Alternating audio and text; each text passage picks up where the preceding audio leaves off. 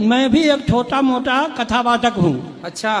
तो आपसे हमारी जिज्ञासा ये है कि राजा परीक्षित अपनी माँ के गर्भ में थे। हाँ। तो भगवान अश्वत्थामा के ब्रह्मास्त्र से उसकी रक्षा किए। ठीक है। लेकिन वहीं उनका भांजा अभिमन्यु को भगवान क्यों नहीं बचा सके? परीक्षित की रक्षा तो गर्भ में जाके कर दिए। हाँ। लेकिन अभिमन्यु को नहीं बचा पाए, क्यों?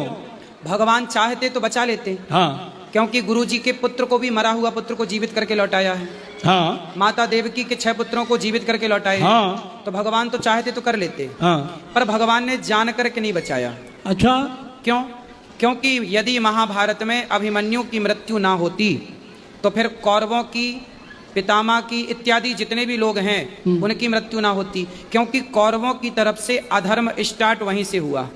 अधर्म से मारा ना अभिमन्यु को कौरवों ने। तो कौरवों ने जब अधर्म से मारा तो वहीं से उनके पाप का घड़ा भरा। और पाप का घड़ा जब तक नहीं भरता तो भगवान अंत कैसे करते?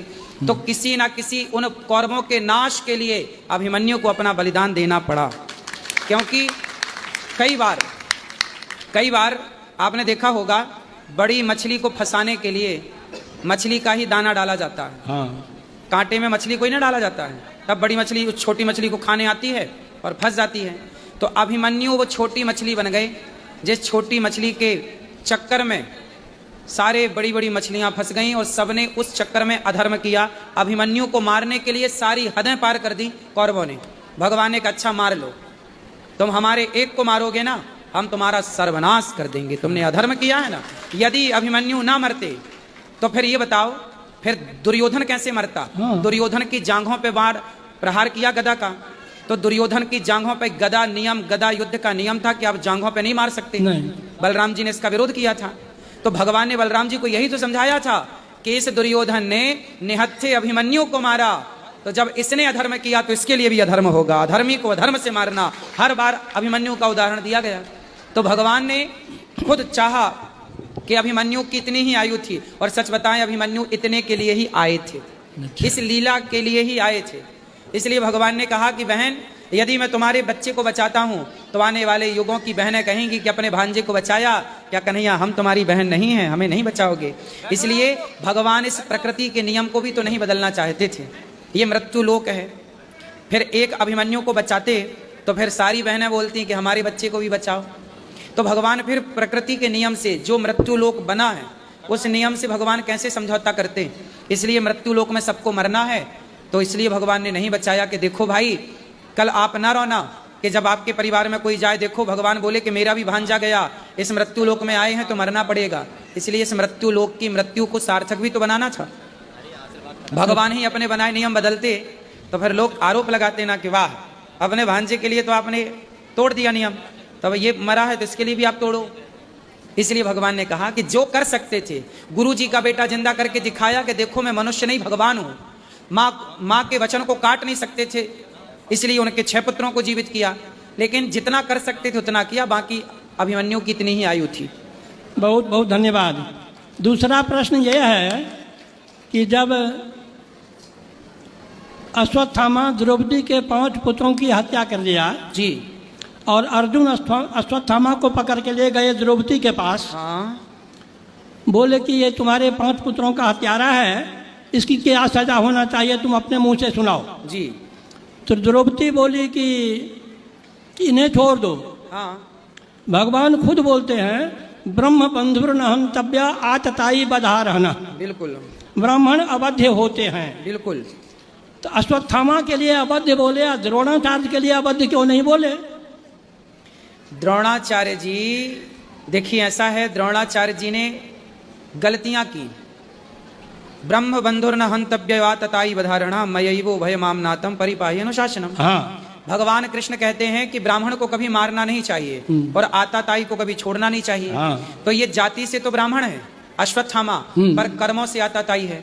अब सवाल आप कर रहे हैं कि जब ब्राह्मणों को मारना नहीं चाहिए तो फिर गुरु द्रोणाचार्य को क्यों मरवाया गया? हाँ। क्योंकि गुरु द्रोणाचार्य जी ने गलतियां की। गलती क्या की कि अपने शिष्य से अंगूठा मांग लिया, एकलव्य से। अच्छा। अब आप हमें पढ़ाओ, आप हमें शिक्षा दो, और पढ़ा करके आप हमसे अंगूठा मांग लो, कि तुम अपनी विद्या का कहीं प्रयोग ना कर सको, तो क्या ये गुरु का धर्म था? बताइए। धर्म तो नहीं था, लेकिन छल से सीख लिया था ना। कोई बात नहीं, भले छल से सीखा, तो विद्या ही तो सीखा था। अपराध क्या किया था उसने? विद्या सीखना क्या अपराध था? नहीं, उनकी प्रतिज्ञा थी, ब्राह्मण के सिवा किसी अन्य को हम नहीं पढ़ाएंगे। क्यों ऐसी प्रतिज्ञा ली? ये प्रतिज्ञा भी गलत थी। क्यों नहीं पढ़ाएंगे? शिक्षा पर सबका अधिकार है, तो क्यों नहीं पढ़ाएंगे? क्या निषाद राज को नहीं पढ़ाया वशिष्ठ जी ने? क्या परशुराम जी ने कर्ण को नहीं पढ़ाया? फिर क्यों आप ऐसी प्रतिज्ञा उल्टी सीधी लेंगे? और जब आप पितामह, जब गुरु द्रोणाचार्य गुरु होकर के आपने एक शिष्य का अंगूठा काटा, अंगूठा कटवाया, तो फिर आपका गला तो कटेगा, क्योंकि आपने जो किया है वो भरपाई तो को ना काहू को सुख दुख कर दाता, निज कृत कर्म भोग सब भ्राता। ये सब कर्मों का दंड है।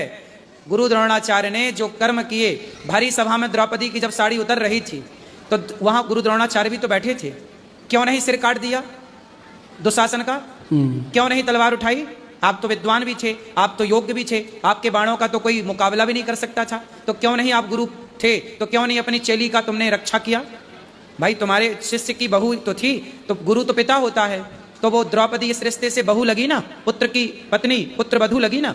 तो पुत्र वधू की लाज लुट रही है और वो बुला भी रही है कि गुरु द्रोणाचार्य बचाओ। आप क्यों नहीं बचा रहे हैं? क्या वो धर्म था? तो अधर्म किया था, तो अधर्मी को अधर्म से मारना ही धर्म है। यही कृष्ण की नीति है। वाह, धन्यवाद। समझ में आ गई? तीसरा एक तो और है छोटा सा। हाँ हाँ, अभी अभी आपने कहा हाँ कि गुरु कोई भगवान नहीं होते हैं, हाँ, मार्गदर्शक हैं। ठीक है। लेकिन श्लोक बनाने वाले श्लोक बनाए हैं कि गुरुर ब्रह्मा गुरुर विष्णु गुरुर्देवो महेश्वर, गुरु साक्षात पर ब्रह्म तस्मै श्री गुरुवे नमः। हाँ। साक्षात पर ब्रह्म क्यों बोला? इस श्लोक का अर्थ आप क्या करते हैं बताइए? हाँ, इस श्लोक का अर्थ आप कैसे करते हैं? हम ये करते हैं, अर्थ गुरु हमारे ब्रह्मा विष्णु शंकर के सदृश हैं और परब्रह्म के समान हैं। अब हम क्या अर्थ करते हैं, सुनो। हाँ। गुरु कौन है? गुरुर ब्रह्मा, ब्रह्मा ही गुरु है। अच्छा। गुरुर विष्णु, हाँ। भगवान विष्णु ही गुरु है। गुरुर्देवो महेश्वरा, हाँ। साक्षात शिव ही गुरु हैं। गुरु साक्षात परब्रह्म, परब्रह्म परमात्मा श्रीमन नारायण ही हम सबके गुरु हैं। कृष्णम वंदे जगत गुरु। अब बात यह आई कि गुरु गुरु गोविंद दो खड़े काके लागू पाए, बलिहारी गुरु आपने गोविंद दियो बताए। हाँ। ऐसा है कि एक बार क्या हुआ, गुरु और शिष्य दोनों खड़े थे, तभी गुरु जी के पास भगवान आए। तो अब भगवान भी आ गए और गुरु जी भी आ गए, और चेला आया। अब चेला ने देखा भगवान जी भी खड़े और गुरु जी भी खड़े, चेला कंफ्यूज हो गया। चेला को लगा प्रणाम किसे करूं? तब गुरु जी ने कहा, तब भगवान ने कहा, गोविंद यो बताए, भगवान ने कहा कि बेटा पहले गुरु जी को प्रणाम कर, क्योंकि इनके द्वारा तू मुझ तक पहुंचा है। अब ये बताओ, भगवान ने कहा कि पहला प्रणाम गुरु को करो, तो पहला प्रणाम तो गुरु को ही करना चाहिए। हमारी श्री संप्रदाय में पहला प्रणाम गुरु को ही होता है, दूसरा प्रणाम भगवान को होता है। हाँ। लेकिन गुरु भगवान से कम नहीं है, पर आप गुरु को भगवान भी तो नहीं कह सकते। हमारी संप्रदाय में ये भी तो कह सकते, ये भी है ना कि जैसे स्त्री सबको तो अपना पति नहीं कह सकती ना, तुम भी मेरे पति, तुम भी मेरे पति ना, पति तो एक होगा ना। जब पति एक है, दो नहीं हो सकते, तो भगवान एको ब्रह्म द्वितीयो नास्ति, जब ईश्वर एक है तो फिर दूसरा कोई भगवान कैसे हो सकता है? भगवान तक पहुंचाने का एक रास्ता देते हैं गुरु। भगवान से कम, मैं भी अपने गुरु को भगवान से कम नहीं मानता, लेकिन भगवान तक पहुंचाने वाले गुरु जो हैं, भगवान अलग हैं, गुरु अलग हैं। लेकिन जब आप उस तत्व की दृष्टि से देखेंगे तो आप ठीक है कि वहां पहुंच गए, उस दृष्टि से देखा तो गुरु और ईश्वर को एक मान लिया। इसी चक्कर में फ्रॉड तो हो गए, बहुत सारे गुरु घंटाल अपने को भगवान कहने लग गए, अपनी पूजा करा रहे हैं। अब भगवान की पूजा कोई नहीं कर रहा, गुरु की पूजा कर रहे हैं, तो अब बताइए इनका उद्धार होगा? आजकल लोग गुरु के चक्कर में भगवान की पूजा नहीं कर रहे हैं। अब बताइए, नारद जी गुरु है, नारद जी ने मंत्र किसे दिया? ध्रुव जी के गुरु कौन है? नारद जी हैं। तो नारद जी जैसे गुरु मिले तो ध्रुव जी ने नारद जी के पांव तो पकड़े, मंत्र तो लिया, पर ध्यान भगवान का करके भगवान को पाए ना। क्या ध्रुव जी ने नारद जी को ही भगवान मान लिया कि आप ही भगवान हैं? जब ध्रुव जी नारद जैसे गुरु को पा करके जब उन्होंने भगवान में मन लगाया, तो हम भी गुरु को पा करके भगवान में ही मन लगाएं। सही है? सही, हाँ। सही है? हाँ हाँ, सही है। आप संतुष्ट हुए? हाँ ठीक है। पूरे संतुष्ट हुए कि थोड़े? पूरा नहीं, पूरा संतुष्ट नहीं हुए। तो बताइए कैसे होंगे पूरे संतुष्ट? और हमारे जैसे बहुत जिज्ञासु लोग ना हैं, ना आप बताइए। ये लोग भी प्रश्न करना चाहते हैं। नहीं आप और कर लीजिए, आप संतुष्ट नहीं हुए तो कर लीजिए, हम और समझाएं और कह दें आपसे। आपको क्या समझाएं, आप तो हमारे पिता तुल्य हाँ हैं। बताइए क्या पूछना है। अच्छा, तब तक में याद कर लेते हैं। अच्छा, गुरु जी राधे राधे। राधे राधे। आप